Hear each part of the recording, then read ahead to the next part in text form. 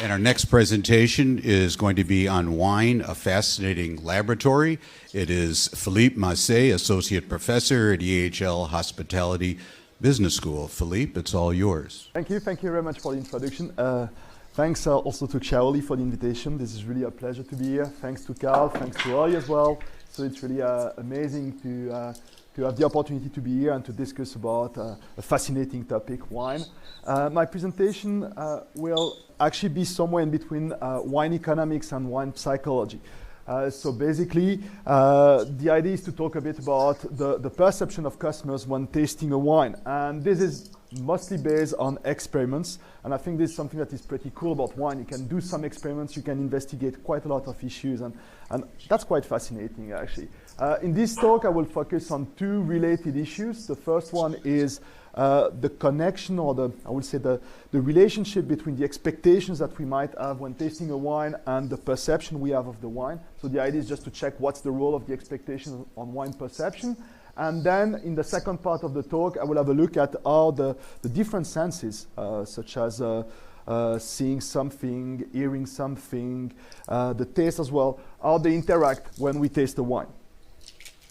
And yeah, wine tasting, this is a difficult exercise. I think we already had quite a few nice examples today. It's really challenging, and this is something that is affected by several elements. So when we taste the wine, there are several stimuli that will have an impact on how we're going to perceive the wine. The color of the wine might have an impact. The music, the atmosphere, plenty of elements might have an impact on how we perceive the wine. Moreover, there are quite a few biases which might have an impact on our perception of a wine, on our assessment of a wine. There are plenty of studies on this topic. I chose just one example from Goldstein, so illustrated that there's both a placebo and a nocebo effect when you taste a wine. Basically, if you have information about the price of the wine, your perception will be modified. So that's quite interesting. What is interesting as well is that Goldstein, this is a pure wine econ research paper. In his paper, there is absolutely no deception involved. You know, in psychology, quite often there is deception involved. In wine econ, that's something we want to avoid. So in his paper, there is no such element of deception, and the results are quite clear-cut. So that's something that is quite interesting. I have to be honest with you, I think one of the papers that I found the most interesting is the one of Plasman, because initially I had the feeling that, okay, you get some information, the way you're going to perceive the wine will be impacted, but this is kind of a mental construction. This is just to make sure that you are in line with the experts and so on, but that's it. No, actually, that's not it. There is more than this. So Plasman, what is really interesting is that they show that actually just by measuring the activity in the cortex, this is not just your perception that is altered. You really have more pleasure if you feel that the wine is more expensive, has a higher rating, and so on. So that's quite fascinating. Another interesting result is the fact that even when you have intrinsic cues available to you, so when you can taste the wine, extrinsic cues such as having information about the rating, the price of the wine, they seem to remain the key drivers on the perception of the wine and the way you're going to assess the wine. So to summarize, expectations are key. This is the purpose of the first part of this talk. So I wanted to explore a bit how the expectations of the tasters might impact their perceptions. That's one thing. And I also wanted to try to see whether we can kind of use these insights so as to alter the preferences of the tasters. And I will show you some results based on experiments. So these are data that I collected in Lausanne in the Hospitality Business School. I run quite a few experiments with my students in a wine economics and finance class.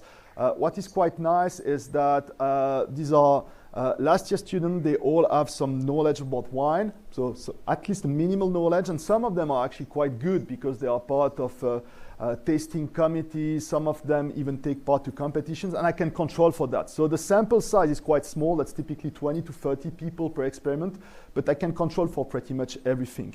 And I run actually 3 experiments, one in 2018, another one in 22, another one in 22. So you may say, why running experiments over such a long period of time? That's because I wanted to avoid any sort of bias. So I don't want the students from my last class communicating to the next one about the experience that they might have in class.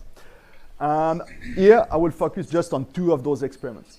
So the first one is quite simple. honestly, initially my idea was just to have a bit of fun and to run some experiments. So my idea was just to have a look at the effect of altering the taster's expectations on the evaluation of a wine.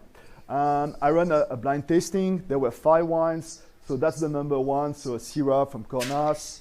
Then there was Châteauneuf.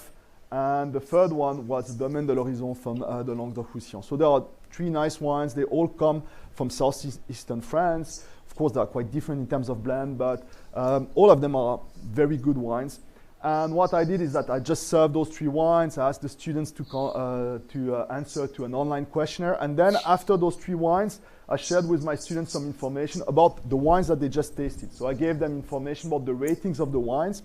And the ratings are actually quite high. So I selected those wines because they all have in between, I think, 93 and 96 points. So these are really very fancy wines. And then I served the last 2 wines. But the last 2 wines were actually the same as wine number 2 as wine number 1. As you can see, this is a very simple framework. There's 0 deception, so very straightforward. And these are the outcomes. So this is the average rating that those wines receive from my students. So as you can see, there's really a big difference between wine number 1 and wine number 5, and between wine number 2 and wine number 4. So they had a very strong preference for the last 2 wines. Yeah, it was quite funny. I also looked at their willingness to pay. Of course, it's well documented, especially when you have a small sample, that there might be some issues because some students might be more generous than the others. Also in terms of the standard deviation of their scores and willingness to pay, there might be some big differences. So what I did in order to reduce such potential issues, I used the rankings instead of the scores themselves. So basically, I ranked the scores of each student from 1 to 5, and I did the same for the willingness to pay. And here you can see the results regarding the ranking. So of course, the closer you are to 1, the better it is. And as you can see, again, there is a very clear difference. Actually, a majority of the students by far prefer the wine number 4 to number 2, or wine number 5 to wine number 1. There's something else that I looked at. I was also a bit interested in knowing whether those better or more experienced taster reacted in the same way as the rest of the class. And actually not completely. They tended to revise their ratings and willingness to pay more strongly than the rest of the class. So that's quite interesting. So I remember I had one student in the first row of the class who was like, about the first 3 wines was like, yeah, not good, but nothing fancy. And then the last 2 wines, oh wow, those wines are amazing. It was like, cool. And by the way, this picture, this is a picture from the classroom. And those tastings, they took place in, we have 2 dedicated rooms where we have tasting labs, so we can really control for pretty much everything. So that's quite nice. Let's have a look at the experiment number 3. So I wanted to go a bit deeper. Here there is some deception, so this is no more perfectly in line with how we should proceed in wine econ, but in wine psychology that's well accepted. So here I wanted to try to see whether we can kind of play with the expectation of the tasters so as to alter the way they would perceive the wines and their preferences. So what we did is the following. So we started by tasting blind 3 wines, and then after the wine number 3, I told to the students, okay, that's the very last class. This was a blind tasting, a bit challenging, so let's have a bit of fun. The last 2 wines, they will not be tasting blind. And these were the last 2 wines. But there are 2 tricks. The first one is that the first 2 wines, these are white wines, but they colored them in red. I colored them in red, sorry. And to be honest, one of them is a Riesling from Germany. So I was like, okay, they will notice that this is a white wine. And that's perfectly fine because I wanted my students to be sure that there was a trick, but that the trick was related to the first 2 wines, and that's it. So this is really the purpose of this trick, just to give them the feeling that the rest of the tasting will be normal, if I can say so. But there was another trick. The other trick is that actually I replaced, as you can see, you have a Gamay, a very nice Gamay from the northern Piedmont region, and a Barolo, a very fancy Barolo. So these were the bottles that the students saw, but actually in the bottle, you had the Mas Julien, the same as wine number 3. It was a bit risky, and to be honest, I was very nervous because I tasted the wines. I tasted wine number 2. I was like, I love Mas Julien. Really, this is a wine I love. I was like, it's really good. Then I tasted wine number 4. I was, it's really good, but it's the exact same. And of course, I mean, it's the exact same. And then wine number 5, I had the same feeling. There's 0 difference. So sometimes there are small differences from one bottle to another. There was absolutely 0 difference. So I was like, I think this time they will notice, and they won't be very happy. And surprisingly, no student noticed that they had to taste the exact same wines. Actually, that's not completely true. One student at some point said, I don't like those wines. I like none of these 3 wines. And there's something I dislike about all the wines. It's a bit similar. And she looked at me and she was like, could it be that this is the same one? But that was already the end of the experiment. And here these are the results. And you can see again the ratings, willingness to pay. Basically, I compared the last 2 wines to the Mas Julien that was served. That was the 3rd wine to be served. And what you can see is that they preferred the Gamay quite significantly to the Mas Julien. And they had an even stronger preference for the Barolo as compared to the Mas Julien. So quite fun. Also, something that is quite interesting is that this effect is a bit more pronounced, once again, for the tasters that have more experience. So it was quite fun, I would say. And I will turn to the second part of my presentation. I'll try to be fast. The second part focuses a bit on the interaction between the senses when we taste the wine. Okay? And here the idea is to focus on the pairing between wine and art. I'll be brief on this, but to some extent, these experiments, they refer to something that is called synesthesia in neuroscience. In neuroscience, this is a rare condition. It's very idiosyncratic. Few people have this type of condition, and basically what they will do is that they will make some connection between the senses. That will be fully automatic, but again, that's really rare. In art, this is something that is becoming increasingly common. But the meaning of synesthesia in this context is a bit different, because it's not a rare condition anymore. That's something that is, I would say, more common, shared among many people. So I think using the term synesthesia is probably a bit misleading, and I prefer the term of Spence. He refers to this connection as cross-modal correspondences. And basically, it refers to the fact that sometimes you taste a wine and you see some colors, or you think about some specific elements, or sometimes you might even pair wine with some music and things like this. So it's something that is becoming increasingly common in gastronomy as well. So here, this is a book written actually by Charles Spence on the topic. And this experiment, we call it tasting the arts, because basically in the experiment, the students first had to taste the wine, comment on the wine, and then they had to pair the wine with a painting. So more specifically, the experiment was organized as follows. So first of all, the students had to taste the wine. So this is this wine here, a sweet wine.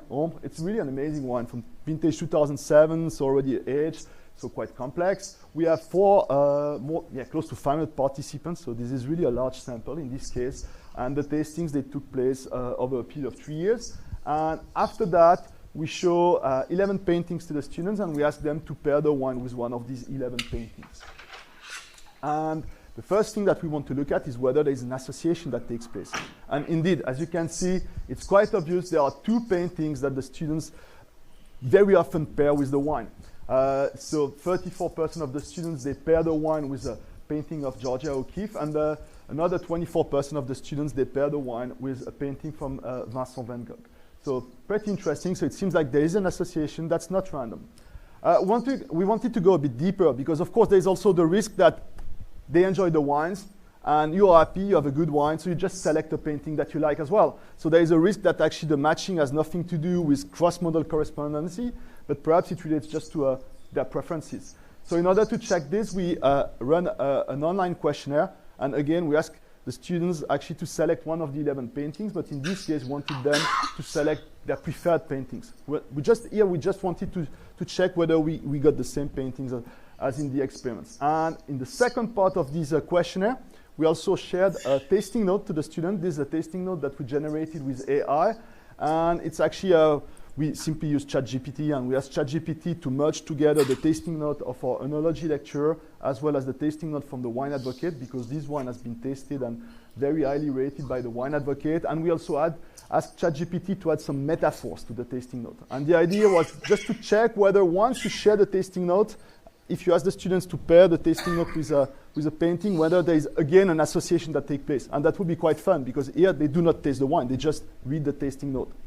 So first of all, in terms of preference, as you can see, it seems like the pairing has nothing to do with preference, because when you just ask the students to select their preferred paintings, you get a huge majority of the students who go for this painting from Hopper. So absolutely nothing to do with the 2 paintings that we saw before. And the funny thing is that when you ask them to read a tasting note and then to come up with a pairing, once again, you get the exact same paintings as before. So that's quite fun. We try to go a bit deeper and to get a sense of how we can explain this association. And John, when you taste a wine, there are essentially two approaches to taste a wine, to assess a wine. There's an intuitive approach and there's a more analytical approach. And what we saw using, again, AI and cross-checking the results with our enology lecturers, we see that basically most of the students who pair the wine with Vincent van Gogh, they use an intuitive approach to taste the wine. Whereas the ones that have a more analytical approach, they tend to pair the wine with the Georgia O'Keeffe painting. So quite fun. So time for the conclusion. So it seems like, yes, you can alter the expectations, and as such, you can alter the preferences of the tasters. So this means that on Saturday evening, if you want to impress your guest, as long as you have an empty bottle of Mouton Rothschild, this will be, or Lafite Rothschild, this will be fairly easy to do so. And then, yes, there are some interactions among the senses. Right now, we are running some robustness tests because indeed, this is a sweet wine that we use. It has a very dark color, and it could be that this is just the color that impacts the preferences and the pairing. And we are running a robustness test with black glasses. We have more than 100 observations so far, and it has zero impact on the outcome.